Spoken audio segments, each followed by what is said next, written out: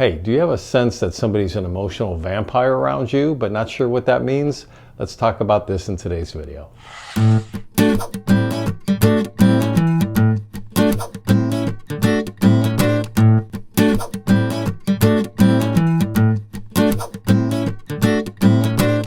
Well, for one thing, somebody's an emotional vampire when you just feel so drained around them. They sort of symbolically have sucked the lifeblood out of you. You're worn out. Now, what's interesting is they may be doing this intentionally or unintentionally. They may be completely unconscious about it, but it's part of their nature.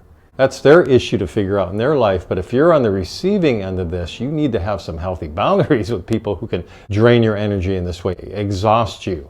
And energy vampires can be anyone or anywhere. Could be acquaintances, people you don't know well, all the way to your own husband or wife, mother or father. So it's anybody, and we have to view it this way in order to protect ourselves.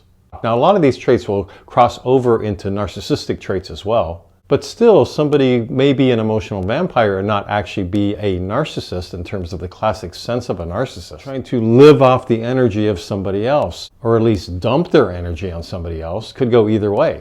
So let's look at some of the tools that they use, so to speak. Well, fear is a big one, right? Well, let's pay attention even just to the mainstream media, for example. Fear is used all the time as a tool, as a form of manipulation.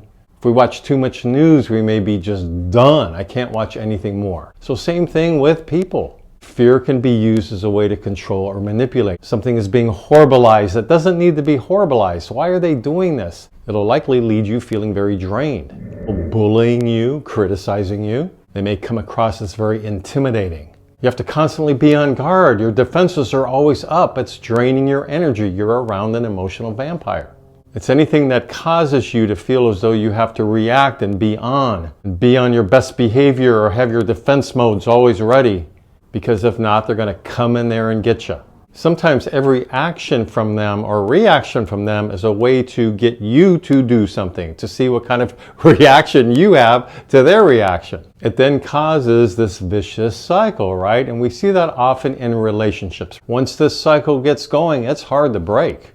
Because also what goes along with this is somebody in relationships and other places may be always trying to one-up you. If the one-upness factor is going on, deadly sad cycle there, right? Because who's going to win that? Why are we even use the term winning? Because nobody ever does win at this type of thing. So they're really good at being drama queens or drama kings. Always with the drama, right? Another huge red flag to look at. And if there is a lot of upset in one's life, then we need to look at what's going on that my life always feels like I'm on a roller coaster. But some people thrive on the roller coaster. They want the roller coaster. It's a way to never having to look inward at their own stuff. So they project outwards, they make things be a roller coaster, and hence they become a drama queen or a drama king. Now, they may try to capture your attention with things like ultimatums, and of course, shaming you, guilt trips. What does that do to you? What's it like to have the lifeblood sucked out of you? Because also, if you're not aware of it in the way I just described, they may try to use your overall goodness, your innocence, your good nature against you. So how are we going to catch that if we're not aware of the overall dynamics going on? They're using as ammunition something that is inherently good within you. It may be somebody you closely know who knows you don't handle guilt well. You'll do anything to avoid guilt. Well, then they're going to use guilt against you.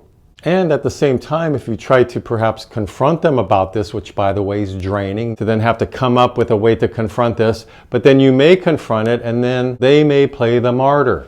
All of this contributes to being emotionally drained. You're around an emotional vampire. And likely it's going to be really hard to be around this energy, especially then if they don't take accountability for anything.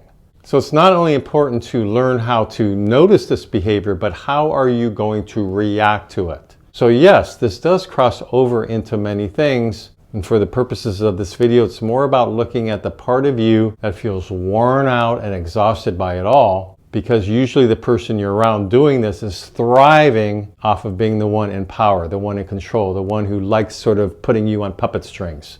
For people who are on the receiving end of this, why are you allowing yourself to be on the receiving end of this? You've got to start catching it. You've got to start looking for red flags. So I hope this is helpful to many of you working with somebody who may be in your life as an emotional vampire. How are you feeling exhausted? If you're doing it to others, why are you doing it? Please feel free to comment in the comment section below if you'd like to add any more examples to this video. Please subscribe to my mental health YouTube channel if you like these kind of videos. And until next week, this is Brad Shore signing off from Ask a Shrink.